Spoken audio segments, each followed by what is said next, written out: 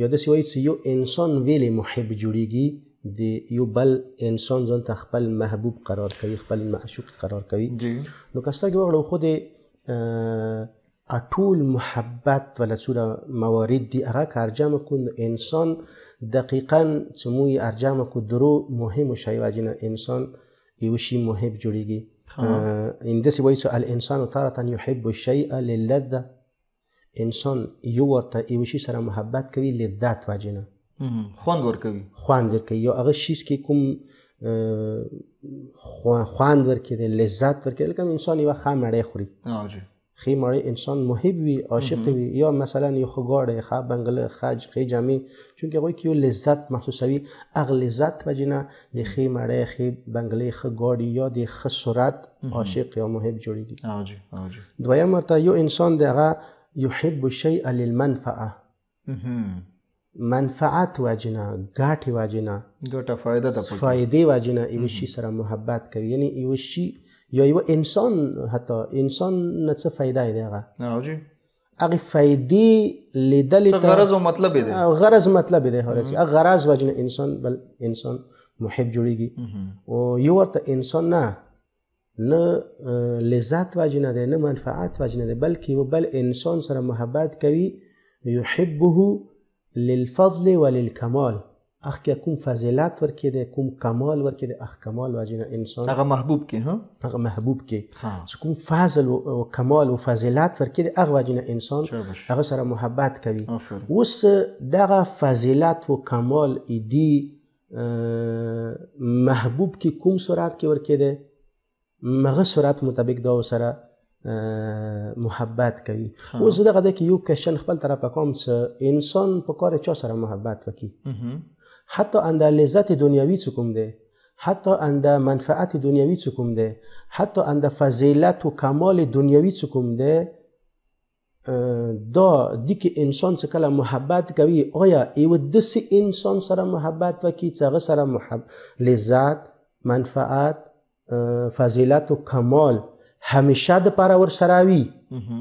یا نه یو داسې کس په کار د انسان محبت وکړي چې هغه منفعت یا لذت و فضیلت و کمال وقتی ده. نو یقینا یو عاقل انسان،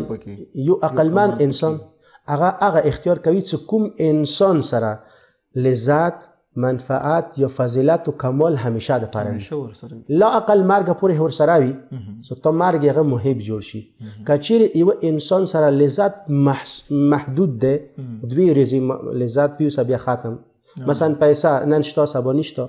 یا یو بنگله ده یا یو ګاډی دی، دا واغېستو مطلب هغه کومه ښکلا ده، کوم نویوالی دی، هغه به یو میاشت پس دوه میاشت پس خو به هغه شان نه وي که نه، هغه مینه به دې کمه شي ورسره. بلکل دقیقا یو انسان مثلا یو انسان دی، هغه صورت ښکلی دی، ځواني کې دی، هغه څومره پورې زړبډۍ ته سي هغه کومه صورت هغه خرابېږي، یعنی دغه کوم حسن دی، کوم ښکلوالی دی، دا زایل شو. یعنی په کار د انسان ته عقل داسې یایي چې ای انسانه،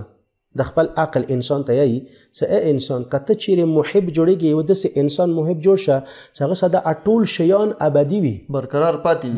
پاتې وي، زایل نه کېږي. پس دې نه موږ ته پاتې لګي چې څومره هم دنیوي مجازي محبتونه دي هغه یا باطل دي یا دروغجونې دي. ویلې باطل څنګه دي؟ چونکې باطل ځکه دي چې دا محبت نن شته سبا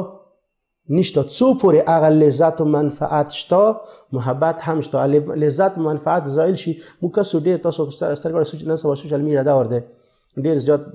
نن محب دی، سبا هغه نه مثال یو بل ښکلی صورت میلاو شي یا زړه یې ونه موړ شي بیا بل محب دی. عاشقان نن سبا کوم زه وایم اختیاري عاشقان دي، اختیاري مثال چې خپل اختیار سره نه یو عاشق څه بل عاشق از زړه سره تعلق نه لري، این دا محبت زړه ته نه دی غورځېدلی. خب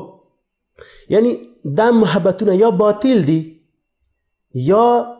اصلا دا محبتونه درویغ دي. باطل مویل څنګه باطل؟ یعنی نن شاسو بل نشته. درویغ څنګه دي؟ یعنی انسان د خپل ځان سره هم درویغ یی چې تا ابد عاشق یم، زه تاسو بل چا محبت نه کوم، انده ته ما محبوب یو ته درویغ دی. نه بابا خپل زړه کې دی یی چې نه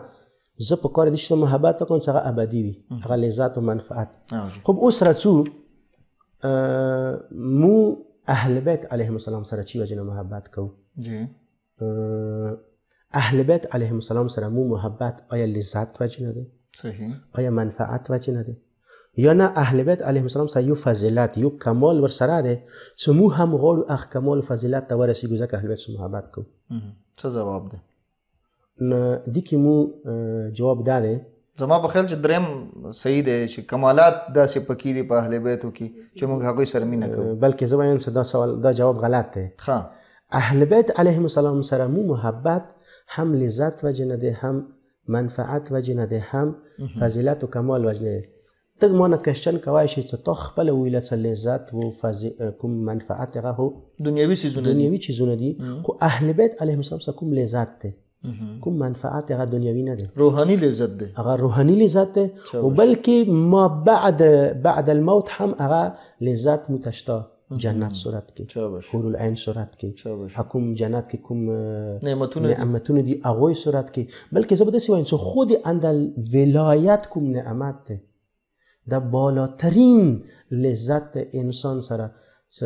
یو مؤمن که صحیح معنو کې ولایي وي سترګې وغړه هغه ته دنیا دولتونه ورکوه ته چې مولا ولایت نه ځان واخله هغه مولا ولایت نه ځان هېڅ کله هم نه خلي یعنې موږ اهل بیت علیهم السلام سره محبت چې کوم دی هغه دې وجې نه دی چې دوی سره کوم لذتونه دي دوی سره کوم ګټه او منفعت او دوی سره کوم کمالات و دوی سره کوم فضیلتونه دي هغه همیشه دپاره دي